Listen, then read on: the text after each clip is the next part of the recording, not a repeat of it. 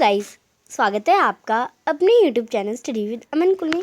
आज हम लाए हैं क्लास 9 के बच्चों के लिए आपका जो संस्कृत का एग्ज़ाम था, कॉमन एनुअल एग्जामिनेशन टर्म 2 का, जो कि 40 मार्क्स का आपका पेपर था, 2 आवर्स यानी 2 घंटे का पेपर। इस पेपर में मैंने जैसे ही आपको स्ट्रैटेजी में बताया था एंड जो सैम्पल पेपर आपको सॉल्व कराया, सेम वही सैम्पल पेपर में से जो क्वेश्चन 2 क्वेश्चन सेम आए थे।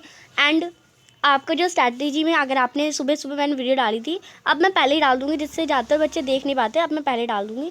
स्ट्रैटेजी में जो डाला था मैंने, सेम वैसा ही पैटर्न का आपका पेपर आया। अब आपको दे रखा है ये जो आपके कुछ निर्देश दे रखे हैं, आपको सारे क्वेश्चन सही से पढ़ने थे और आंसर करने थे। अब ये 40 अंक का आपका पेपर था। क्वेश्चन नंबर 1 गद्यांश दे रखा है।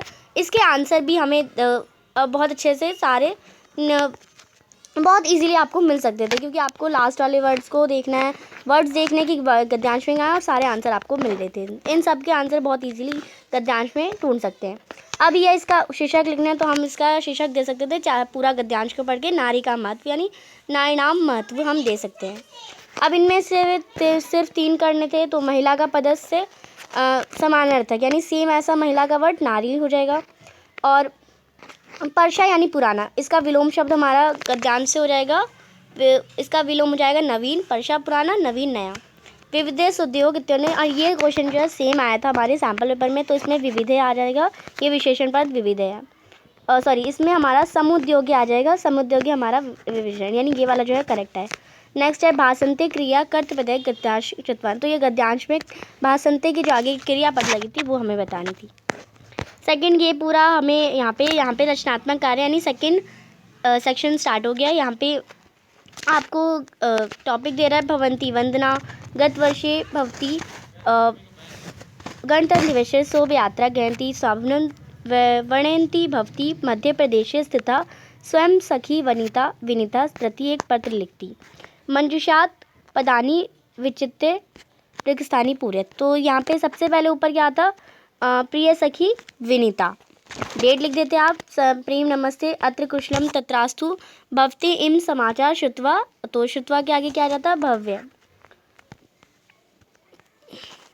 तो ये आपका पत्र है। पत्र हमें फर्स्ट में आपका आ जाता विनीता, सेकंड में आपका इसमें आ जाता भव्य, थर्ड में इसमें आता आपका थर्ड में शोभ यात्रा, फोर्थ में आपका यहाँ पे आ जाता आहदिता, फिफ्थ में आता आपका यहाँ से आप देखिए फिफ्थ में परिदृश्येन आता, सिक्स्थ में आपका यहाँ से आ जाता करतल ध्वनिना, सेवन्थ में आ जाता सुसज्जिता ने, एट्थ में आता आपका अस्मिन प्रथम स्थान लब्धम, और 9th में आपका यहाँ पे आ जाता समक्षम, 10th में आ जाता यहाँ पे 10th में नाम वंदना आ जाता।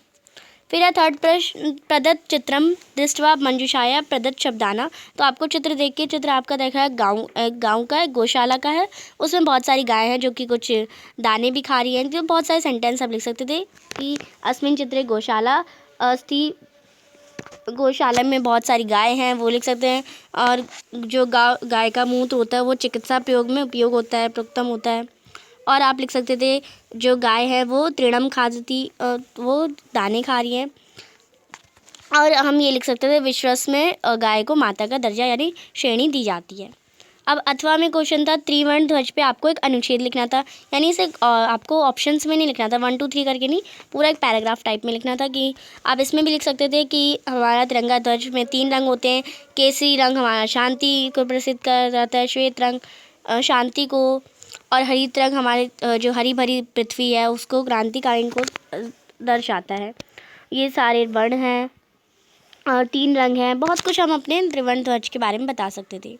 फिर है देव पानी भरता है। तो इसमें आप इसको संस्कृत में चेंज करना था। वृक्ष से फूल गिरते हैं तो वृषाद पुष्पम पतति, सीमा भोजन पकाते तो सीमा भोजनम पचती। हमारे देश के विदेश मंत्री एस जयशंकर हैं, तो अस्माकम देशस्य विदेश मंत्री चा एस जयशंकर अस्ति।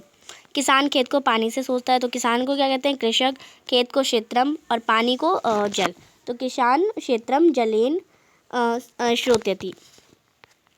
नेक्स्ट आ जाता फिफ्थ सिक्स्थ में संस्कृत भाषा विज्ञान का स्रोत है, तो संस्कृत भाषायाम विज्ञानम स्रोता इति।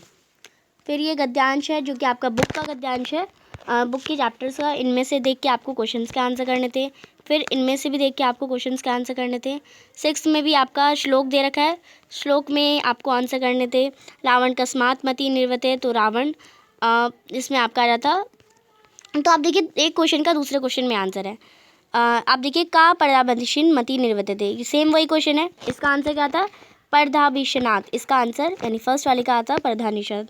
फिर का पर्दानिषाद मति निर्वर्तते, तो इसमें रावण आ जाता। का अस्य विग्रत, तो इसमें यहाँ पे का अस्य विग्रत में आपका आ जाता यत्रो यत्पर अस्य, तो यहाँ पे आपका व्यत्पर आ जाता, यत्पर आ जाता। नेक्स्ट है पूर्ण वाक्य उत्तरत, केवल 2 प्रश्न करने थे इसमें, तो आप 2 ही कर सकते थे इसमें। नेक्स्ट 7 क्वेश्चन में आपको जो मैंने बताया नाट्यांश, तो नाट्यांश में से आ गया यहाँ पे। एंड एक पदेन क्वेश्चन करने थे, इनमें से भी 2 करने थे, इसमें भी 2 करने थे। 8 में मंजूषा से आपको अन्वय को पूरा करना था, तो ये आपके श्लोक है और उसमें से अन्वय को पूरा करना है, तो वही आप कर लेते यहाँ से। इसमें भी इसमें अगर हम देखें तो अस्य भावत्वम यदा ता सुखिदिता सीता उक्तवती यथा एह आर्य, आर्य किसको कहती है? वो जटायु के कहते हैं। जटायु अनेन अनाथवत राक्षसेंदेन करुण हिमाणम माँ पराक्रम पश्य। अब आप देखिए मैंने इसमें आंसर कैसे बताया। वो तो आर्य तो जटायु को ही कहती है, वो हमें पता है। अनेन किसने? राक्षस रावण ने क्या करा? उस पर अनाथवत को, मुझ जैसे अनाथवत को उठा लिया और उसने करुण स्वर में, यहाँ पे आप देखिए बिंदु लग रही है और इसमें भी बिंदु लग रही है, तो हम यहाँ पे वही वर्ड यूज़ करेंगे। और पश्य के आगे हमारा पाप कर्मणा आता। नेक्स्ट 9th में आपका क्या आता है? यहाँ पे घटना कर्मनुसार है, यानी आपको लाइन से अरेंज करके लिखना था। अब इसे कैसे अरेंज करते हैं मैं आपको बताती हूँ। फर्स्ट जो है हमारा फर्स्ट कौन सा आता है, सेकेंड मैं आपको लाइन से बताती हूँ। अगर आपने करेक्ट करा है तो आपको पता होगा। तो ये हमारा फर्स्ट हो जाता। सेकंड इसमें हमारा हो जाता है ये सेकंड, ये हो जाता। थर्ड हमारा इसमें हो जाता थर्ड, सॉरी ये वाला हमारा सेकंड होता। मैं इसे नंबर डाल देती हूँ जिससे आपको इजी लगेगा। 1 ये सेकंड होता हमारा, ये थर्ड होता। फिर फोर्थ हमारा इसमें ये हो जाता। फिफ्थ हमारा इसमें ये हो जाता। 6th हमारा इसमें ये हो जाता। 7th इसमें हमारा ये होता एंड 8th इसमें ये होता। तो आपको ऐसे लाइन से इन्हें लिखना था। 6 1 इनको आपको लाइन से लिखना था और नंबर डाल देने थे।